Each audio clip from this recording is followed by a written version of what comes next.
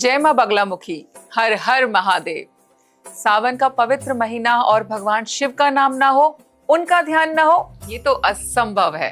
लेकिन हमें ये भी याद रखना है कि भगवान शिव के साथ साथ शक्ति भी हैं और शक्ति के बिना शिव शव हैं। और भगवान शिव की ये शक्ति आखिर है कौन? ये शक्ति और कोई नहीं है, मेरी महामाई, मेरी माँ पीताम्बरा, मेरी माँ बगलामुखी है। माई के साधकों, आज जो है ये सावन का जो महीना है, ये मेरी माँ बगलामुखी की साधना के लिए बहुत ही विशेष है। इस महीने अगर आपने बगलामुखी माँ, स्तंभन की देवी मेरी माँ बगलामुखी की साधना कर ली और मेरे बताए हुए नियम से भी कर ली, तो मैं आपको बोलती हूँ कि आपके जीवन में कोई रुकावट, कोई शत्रु, कोई ऊर्जा आपको अपने लक्ष्य को पूरा करने से रोक नहीं सकती। भूल जाइए कि आपको ज्योतिषों ने क्या कहा है, भूल जाइए कि घर वाले क्या बोल रहे हैं, भूल जाइए कि कोई दूसरा आपको क्या ज्ञान दे रहा है। आपने बस अपने मन में जो है किसी को लेकर के कोई द्वेष नहीं रखना है, लेकिन हमने तो बस माँ की साधना करनी है। बस एक चीज का हमें खास करके जो है वो ध्यान रखना है, ये याद रखनी है कि जो सावन का महीना है, इसमें शिव प्रभु और माँ शक्ति बगलामुखी की साधना जो है वो हमको जरूर करनी है, क्योंकि ये महीना शिव और शक्ति के संयोग का महीना है। इस महीने में प्रकृति की जो ऊर्जा है वो बहुत ही ज्यादा हाई होती है, सबसे ज्यादा पीक पर होती है। 10 महाविद्याओं में से 8वीं महाशक्ति माँ बगलामुखी की कृपा पाने के लिए ये सबसे ज्यादा शानदार महीना मैं बोल सकती हूँ कि है। आपको शत्रुओं से छुटकारा पाना है तो उसके लिए बहुत अच्छा महीना है। वाक सिद्धि प्राप्त करनी है, धन प्राप्त करनी है, तो उसके लिए भी ये महीना जो है बहुत ही उत्तम है। बस अब आप ये तय कर लो कि आपको जो है महामाई नागेश्वरी माँ रौद्र रूपिणी से आखिर क्या चाहिए। फिर तैयार हो जाइए माँ की साधना के लिए। और मैंने आपको बताया था कि जो मेरी महामाई है, मेरी माँ बगलामुखी है, वो सिर्फ आपको मोक्ष नहीं देती।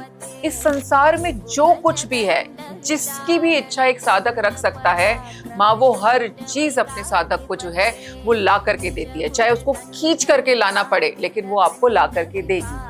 तो अगर आपने इस महीने में माँ बगलामुखी की साधना करते हो, है ना, तो जो सिद्धि आपको 4 साल 5 साल में मिलती है, उस सिद्धि के लिए जो आपकी तैयारी का टाइम होता है ना, वो टाइम पीरियड यहाँ पे कम हो जाएगा। ये महीना जो है ये संहारक शक्ति भगवान शिव के हाथ है। उनके पास ही इस समय सारी सृष्टि का जो है वो कार्यभार होता है, और बिना शक्ति के सृष्टि की शक्ति जागृत नहीं हो सकती। शिव और शक्ति का जो ये संयोग है बहुत ही दुर्लभ है, इसीलिए इस टाइम पीरियड को हमें जो है इसका फायदा उठाना चाहिए, सबसे ज्यादा लाभ उठाना चाहिए। तो सबसे पहला काम क्या है, अपने अंतर मन को आप विकसित करें। उसको विकसित करना हमारा पहला कार्य होना चाहिए, क्योंकि बाहरी मन को तो डिस्ट्रैक्ट करना बहुत ही आसान होता है, लेकिन अंतर मन अगर आपका कंटेंट फील कर रहा है, तो आप कभी भी उसको डिस्ट्रैक्ट नहीं कर पाओगे। भगवान शिव के मंदिर में अगर आपने शाम के समय माँ आदि शक्ति माँ बगलामुखी की साधना करते हो, तो आपकी जो साधना है, आपकी जो ऊर्जा है, वो बहुत ही जल्दी एक्टिवेट हो जाती है। लेकिन अगर आपके लिए पॉसिबल ना हो, तो आप घर पर ही जो है रात्रि के समय माँ पीताम्बरा महामाई की साधना शुरू कर सकते हैं। करना क्या है आपको यहाँ पर, सबसे पहले हमें पद्मासन में बैठ जाना है, क्योंकि तभी शरीर के जो सारे चक्र हैं उसके खुलने की प्रक्रिया शुरू होती है। अब आपके पास में अगर कोई योग गुरु है, तो आप उनकी गाइडेंस के अंदर भी जो है सुषुम्ना नाड़ी को जागृत कर सकते हैं। अब ये सुषुम्ना नाड़ी क्या है? ये जो आपकी रीढ़ की हड्डी होती है ना, आपकी स्पाइनल कॉर्ड, इसके बीच में ही ये स्थित होती है। जो आधार चक्र यानी कि मूलाधार से शुरू होकर के, यानी कि जो आपका रूट चक्र होता है, यहाँ से शुरू होकर के आपके सिर के टॉप यानी कि आपके सहस्त्रार चक्र तक जाती है। एक बार जब आपने सुषुम्ना नाड़ी को अगर एक्टिवेट कर लिया और वो एक्टिवेट हो जाती है, तब इंसान, कोई भी व्यक्ति जो है, उसकी स्पिरिचुअलिटी की जो ग्रोथ है वो उसकी तरफ बढ़ना शुरू हो जाता है। इसलिए हमेशा जो है आप पद्मासन में बैठें। लेकिन अगर मान लीजिए आपको कोई हेल्थ इश्यूज हैं, तो कोई बात नहीं, आप नॉर्मल चौकड़ी लगा करके भी बैठ सकते हैं। कुंडली जागरण की प्रक्रिया के बारे में हम कभी और बात करेंगे, ठीक है। लेकिन इस बात का आपको खास करके ध्यान रखना है कि हमेशा आसन पर बैठकर ही माई की साधना करनी है। ये याद रखना है कि माँ बगलामुखी की साधना के लिए गलती से भी जमीन पर नहीं बैठना है। पत्तों का, बांस का आसन, पत्थर का आसन, ये माँ पीताम्बरा की साधना में वर्जित होते हैं। इनको आपने इस्तेमाल नहीं करना। इन आसनों पर बुद्धि और चित्त दोनों ही भ्रमित रहते हैं, इसीलिए ये मना है। इसीलिए हाथ कुछ नहीं लगना आपके। शाम और रात्रि का समय जो है वो महामाई की साधना के लिए सबसे ज्यादा शुभ है। और इस बात का ध्यान रखना है कि पश्चिम की दिशा में बैठकर ही आपको माँ बगलामुखी की साधना करनी है। माँ महामाई के मंत्रों का जाप करना है। गायत्री मंत्र से माँ बगलामुखी की आप उपासना शुरू करें।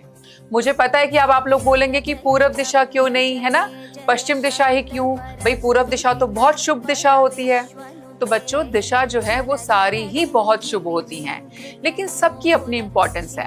देव कार्यों के लिए पूर्व दिशा होती है, पितरों के लिए दक्षिण दिशा होती है और माँ पीताम्बरा के लिए पश्चिम दिशा होती है। हमें रात्रि का जो समय है उसी समय पे इस साधना को करना है। और आपको पता है भगवान शिव की जो पूजा है वो पूजा प्रदोष काल और रात्रि में ही होती है। ये वो समय होता है जब सारी ऊर्जा पूर्व से जो है पश्चिम की तरफ मुड़ जाती है। इसीलिए पश्चिम दिशा में मुख करके आपको महामाई की साधना शुरू करनी है। एक बार दिशा चुन ली तो अब दशा पर ध्यान देना है, ठीक है। माँ की साधना के लिए आपको आसन का बहुत ही विशेष ध्यान रखना होता है। जैसे भगवान शंकर जो हैं वो मृग चर्मासन पर ध्यान में लीन होते हैं, ठीक वैसे ही माँ पीताम्बरा की साधना भी जो है वो मर्ग चर्मासन पर की जाती है। लेकिन मर्ग चर्मासन का मिलना तो संभव नहीं है, क्योंकि इस तरह के आसनों का जो है अपने देश के अंदर हमारे यहाँ पे बैन भी लगा हुआ है। तो आप क्या कर सकते हो, आपको रेशम का आसन तैयार कराना है। रेशम के आसन पर माँ की साधना से धन के रास्ते खुलते हैं।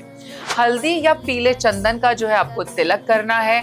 भगवान शिव की पूजा में रोली और कुमकुम वर्जित होते हैं, इसीलिए माँ बगलामुखी की साधना शुरू करने से पहले आपको शिवलिंग के ऊपर भी चंदन का जो तिलक है वो आप लगा सकते हो। चंदन भी डायरेक्टली आप भगवान को अर्पित कर सकते हो। मैं आपको बता रही हूँ कि अगर आपने जो है ये साधना जो मैं आपको बता रही हूँ आपने शिव मंदिर में कर ली तो आपको अनंत गुना फल मिलेगा। पंचोपचार या षोडोपचार दो पद्धति होती हैं, इसमें से आप अपनी शक्ति के अनुसार चुन सकते हैं। जो पंचोपचार हैं उसमें 5 तरीके से और षोडोपचार में 16 तरीके से आप पूजा कर सकते हैं। पूरे सावन के महीने तक जो है आपने माँ बगलामुखी को बेलपत्र अर्पित करने हैं और बेलपत्र पर आपने चंदन से ह्लीम लिख करके माँ बगलामुखी को अर्पित करना है। आप इसे भगवान शिव शंकर के प्रतीक शिवलिंग पर भी अर्पित कर सकते हो। और अगर आप महामाई के साधक बनने की इच्छा रखते हो तो माँ को हमेशा आपने योनि मुद्रा से प्रणाम करना होता है। योनि मुद्रा कैसे बनती है, बहुत आसान तरीके से मैं आपको बता देती हूँ। देखो आपके दोनों हाथ हैं, इस फिंगर को आपने इसको ओवरलैप करना है, एक के ऊपर एक, एक के ऊपर एक, एक के ऊपर एक। इन तीनों को क्रॉस करके आप इन दोनों को आपस में ज्वाइन करेंगे, इधर से थंब को भी जो है ज्वाइन करोगे, ठीक है। ऐसे आपकी ये बन गई। अगर आप इसको देखोगे तो इसको हम योनि मुद्रा बोलते हैं। योनि मुद्रा भी 2-3 तरीके से बनाई जा सकती है, लेकिन ये मैं आपको आसान तरीका बता रही हूँ। और जब आप माँ की साधना करें, माँ का ध्यान लगाएंगे तो आप जो है इसको अपने अनाहत चक्र के पास जो है ऐसे रख करके बैठ सकते हैं, जैसे मैं बैठी हूँ। अगर आपको ऐसे कंफर्टेबल नहीं है तो आप इसको अपने मूलाधार के पास में ऐसे जो है करके भी बैठ सकते हैं, ठीक है। ये मुद्रा आप लगाएंगे, ये मुद्रा से माँ जो है बहुत ज्यादा प्रसन्न होती है। और ये मुद्रा जो है वो बड़े बड़े बिजनेसमैन बनाते हैं। एलन मस्क हो गया, हमारे देश के अरबपति, बहुत सारे खरबपति लोग, नेता ये योनि मुद्रा बनाते हैं। और ये क्यों बनाते हैं, क्योंकि उन्हें पता है कि ये जो मुद्रा है ये माँ बगलामुखी की कृपा पाने की मुद्रा है। और जहाँ कोई काम नहीं आता वहाँ बगलामुखी माँ जो है वो काम आती हैं। आदिदेव, महादेव, भगवान विष्णु और ब्रह्मा सब इनके सामने नतमस्तक हैं। तो साधकों, सावन का महीना है। इस महीने में भगवान शिव के साथ पार्वती रूपा माँ बगलामुखी की पूजा करनी है। शिव स्थिर चेतना और शक्ति गतिशील ऊर्जा का प्रतीक है और इन दोनों का जो मिलन है वो तांत्रिक साधना में विशेष फलदायी होता है। शिव की कृपा से माँ बगलामुखी की साधना सावन के महीने में और भी ज्यादा प्रभावी हो जाती है, क्योंकि आपके आसपास की सात्विक ऊर्जा जो है वो एक्टिवेट रहती है। सावन में जल तत्व की प्रबलता की वजह से तांत्रिक साधनाओं के लिए भी ये समय बहुत ही ज्यादा अनुकूल होता है। और माँ बगलामुखी की साधना में जल और पीले रंग का विशेष महत्व है। इसीलिए ये जो महीना है साधकों के लिए बहुत ही खास हो जाता है, क्योंकि इस समय मंत्र जप, यंत्र पूजा और हवन का जो प्रभाव है वो कई गुना बढ़ जाता है। जितने भी शक्तिपीठ हैं देश में, अभी सभी जगह पे जो है वो तांत्रिक इकट्ठे होंगे, इसीलिए सावन के महीने को हाथ से आपने जाने नहीं देना है। बिना किसी हिचक के माँ बगलामुखी की उपासना को शुरू करें।